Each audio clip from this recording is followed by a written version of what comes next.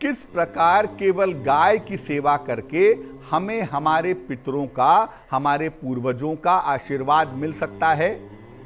देखिए, शास्त्र ऐसा कहता है, ऐसी मान्यता है कि पितृपक्ष में गाय की सेवा करने से पितरों को मुक्ति और मोक्ष मिलता है। अगर आप गाय की सेवा करते हैं पितृपक्ष में, खास तौर से उसको चारा खिलाते हैं, पानी पिलाते हैं, उसकी देखभाल करते हैं, तो इससे आपके पितरों को मुक्ति और मोक्ष दोनों मिलता है।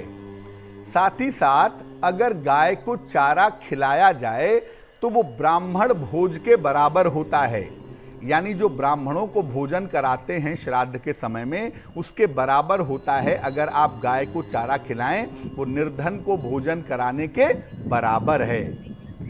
पितृपक्ष में अगर पंचगव्य का प्रयोग किया जाए, दूध, दही, गोमूत्र, गोबर और मक्खन, ये जो पंचगव्य है, गाय से मिलने वाली 5 बेशकीमती चीजें हैं, अगर इनका प्रयोग किया जाए इस पितृपक्ष के दौरान तो पितृदोष से मुक्ति मिल सकती है। हालांकि पितृदोष कुछ नहीं होता, राहु की एक स्थिति होती है और राहु की विशेष स्थिति को ही लोग पितृदोष भी कहते हैं, लोग काल सर्प दोष भी कहते हैं, जबकि होता है ये पूरे का पूरा मामला राहु का। तो अगर आप गाय की सेवा करें तो बहुत ही शुभ होगा पितृपक्ष में।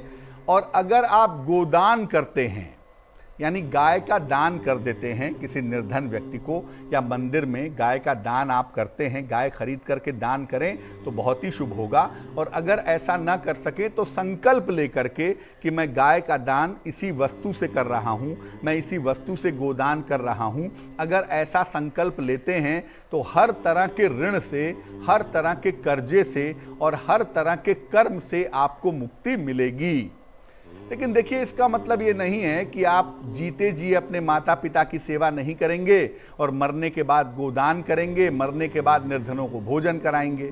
तो जिन लोगों के माता पिता जीवित हैं उनके लिए मेरा संदेश ये है कि सबसे पहले अपने जीवित माता पिता की देखभाल करिए, उनसे आशीर्वाद लीजिए, उसके बाद अपने पितरों की कृपा प्राप्त करने की कोशिश कीजिएगा। क्योंकि अगर आप अपने माता पिता की सेवा नहीं करते और दूसरी तरफ आप चाहते हैं कि आपको पितृपक्ष में फायदा हो जाए, तो ऐसा संभव नहीं है।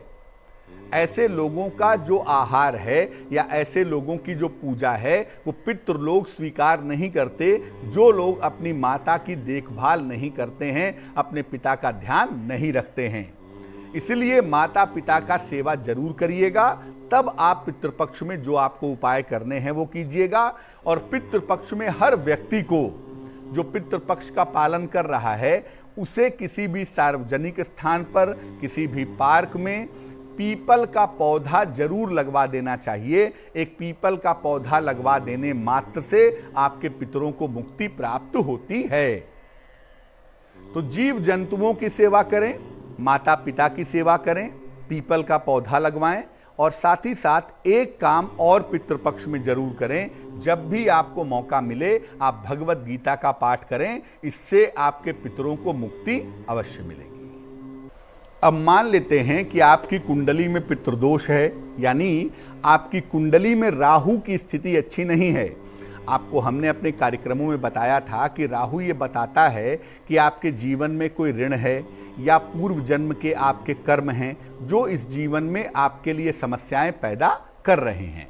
तो अगर कुंडली में राहु की स्थिति नहीं है, जिसको कि लोग कहते हैं कि पितृदोष है कुंडली में, ऐसी दशा में पितृपक्ष में एक मंत्र का जप सुबह और शाम के समय में करना चाहिए।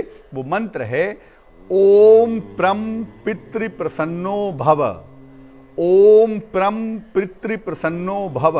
इस मंत्र का सुबह शाम अगर पितृपक्ष में जप किया जाए और अपने पितरों से प्रार्थना की जाए तो निश्चित रूप से राहु की अज्ञात बाधाओं से, या आज एकादशी के निमित्त में कहते हैं, उस बाधा से परिवार को साक्ष में लेके मिलेगी।